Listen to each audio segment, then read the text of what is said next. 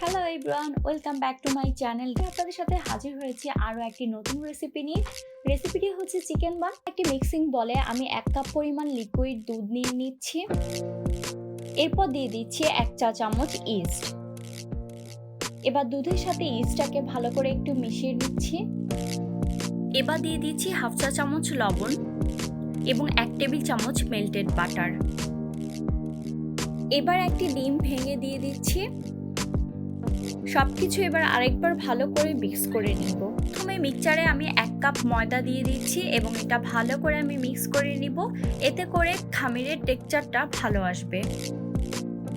এবার দ্বিতীয়বারের মতো আমি আধা কাপ ময়দা দিয়ে আবারও ভালো করে একটু মিক্স করে নিব। এভাবে ক্রমান্বয়ে আমি অল্প অল্প করে ময়দা দিয়ে আমি ভালো করে খামিরটা বানিয়ে নেব।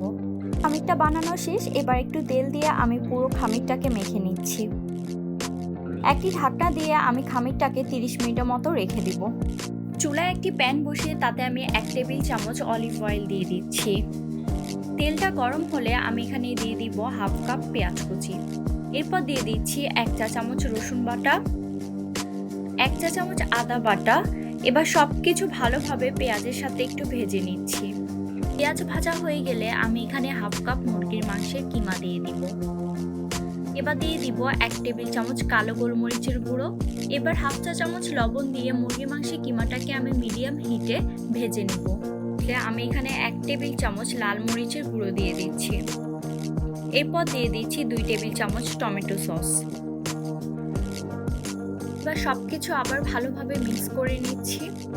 এখানে হাফ কাপ পানি দিয়ে মুরগির মাংসের কিমাটাকে ততক্ষণ রান্না করব যতক্ষণ না পানিটা প্রায় শুকিয়ে আসে।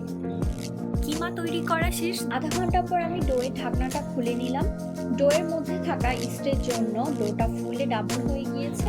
এবার হাত দিয়ে ডোটা 2 থেকে 3 মিনিট মধ্যে নিয়ে কয়েকটা সেকশনে ভাগ করে নেব। বেলনের সাহায্যে আমি ভাগ করে রাখা ডোগুলো একটু মাঝারি সাইজের করে বেলে নেব। এরপর আমি বেলে রাখা ডোয়ের মধ্যে চিকেনের পুরটা দিয়ে দিলাম। এবার আমি একটু স্কয়ার শেপ করে চিকেন বানগুলো বানিয়ে নিচ্ছি। আপনারা আপনাদের পছন্দ মতো চিকেন বানগুলো শেপ করে নিতে পারেন।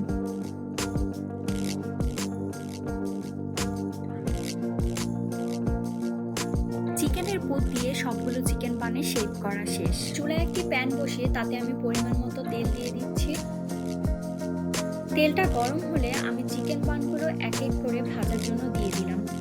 এই সময় আমি চুলোটা মজাদার চিকেন বান। এই চিকেন বানটা আপনারা তেলে ভেজে অথবা ওভেনে বেকড করে নিতে পারেন।